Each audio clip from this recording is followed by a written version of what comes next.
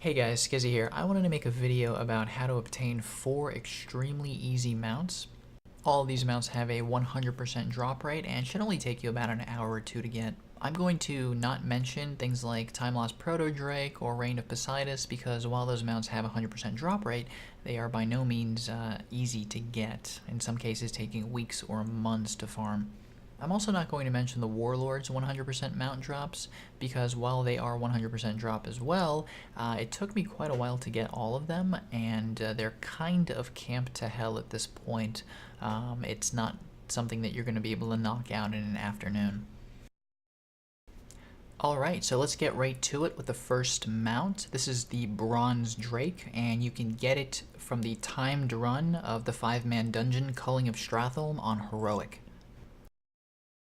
The fastest way to get to the Culling of Strath and the Caverns of Time in general is via a portal which is on the basement level of Dalaran. This was added in Legion and it makes things a lot easier and faster for people that want to get to the Caverns of Time and other places.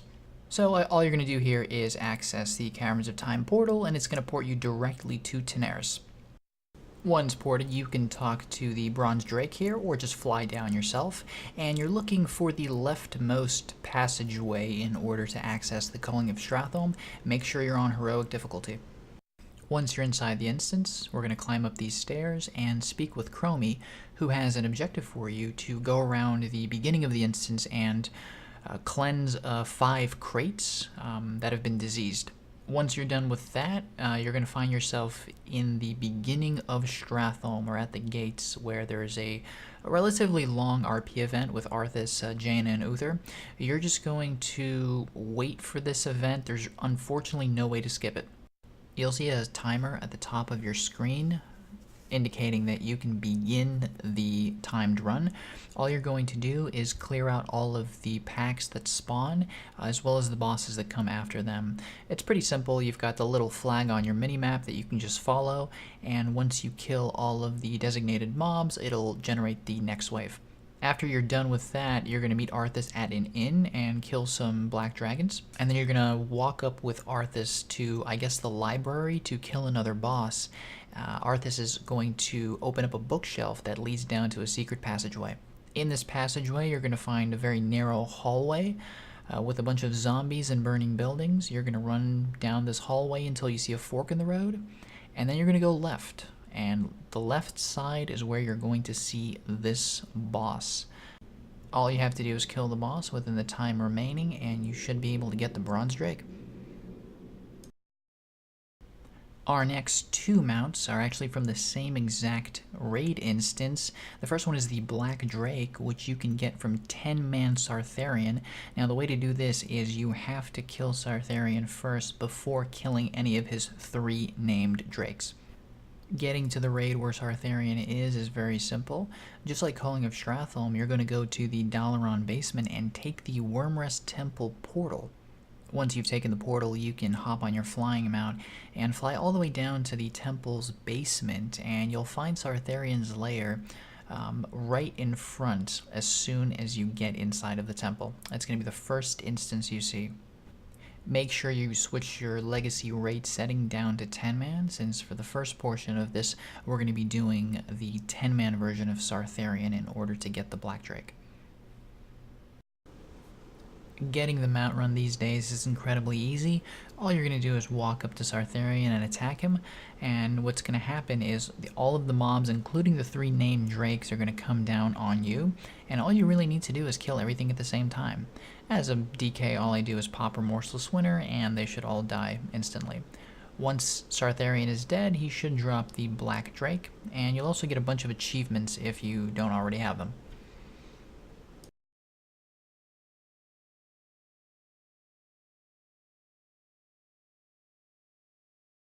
Sartharion's second mount is the Twilight Drake. This one is gotten the exact same way, except for the Twilight Drake, you're going to be in the 25-man version of the instance. So you're doing the exact same thing. The only difference is, beforehand, you are changing the raid difficulty to Legacy Raid 25-man. It's worth noting you cannot do this on a single character in the same week, so you will have to log on to another character if you want to do it all in the same week. For this kill, I just used my warrior because I wanted to do it in the same week. I did already have the mount, but I just wanted to show off how it would look. Pretty simple. The dragon has a little bit more HP, but it's nothing you're really going to be worried about at level 110.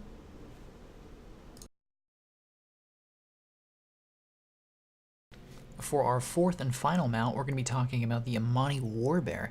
This is gotten in the Zul'Aman instance in the Ghostlands. This is a 5-man heroic instance, and the way you get this mount is by rescuing 4 NPCs within the time limit. So let's talk about getting to the instance first. As a Horde character, it's relatively simple.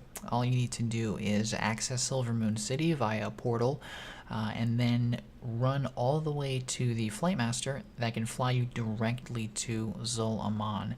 You're going to be right in front of the instance, and you're going to be able to just rush up to the gate, set it to heroic, and go into the instance.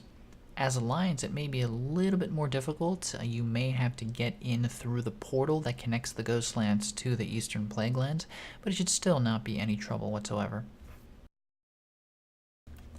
Once you're inside the dungeon, you can go ahead and talk to Zul'Aman, and he's going to go up to a gong and start ringing it. The way you get the door to open is ring the gong yourself. Now, there's one thing to point out here. You don't need to constantly ring the gong. In fact, if you keep doing it, the door will never open. You walk up to the gong, right-click it once, and wait for the animation to open the door. Now that the door is open, we can talk about our main objective here. There's going to be 4 bosses, and each boss corresponds to an animal. So there's an eagle boss, a bear boss, a fire dragon boss, and of course a tiger boss. And each boss has an NPC that is tied directly to them. So once you kill the boss, you're going to go to the cage where the NPC is, let them out of the cage, and that's going to add a little bit more time to your time limit. The way I like to start off this run is by going over to the left side of the instance and killing the eagle boss first. Once the eagle boss is dead, I'll run up to the caged NPC, talk to them, get a little bit more time, and then run over to the right side of the instance and start my way to the bear boss. The bear boss works exactly the same way. You kill them, you get to the NPC cage, you talk to the NPC, rinse, repeat, pretty simple. Once the bear boss is dead, you're going to make your way to the dragon hawk boss, and once you get to the boss, guess what you're going to do? You're going to kill him, you're going to talk to an NPC, and they're going to get out of the cage, give you a little bit more time, and you should only have 1 more boss left before you can finally get your mount. With 3 of the 4 bosses being dead, we can head on over to the Tiger boss. For this, you're just going to go straight ahead from the Dragonfire boss and loop around the back portion. There's a path with a bunch of red links that you can just ride past on your mount. It will take you to a building where you can finally fight the Tiger boss. Once the Tiger boss is dead, there's going to be an NPC that you free from a cage. Once that NPC is free, she's going to go around the room and actually destroy these vases. And these vases contain just a bunch of gold, little patches of gold that you can pick up if you're, if you don't have gold, I guess. And one of these vases contains a sack, and within this sack is where you're going to get this Amani Warbear. This Amani Warbear, of course, is only achievable as long as you saved all the NPCs and you have enough time until the sacrifice, which is the timer up at the top. So that about does it.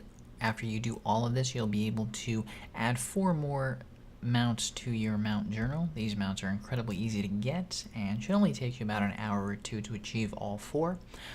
Please let me know if you guys have any comments or questions. Other than that, thanks for watching, and I'll see you guys in the next video.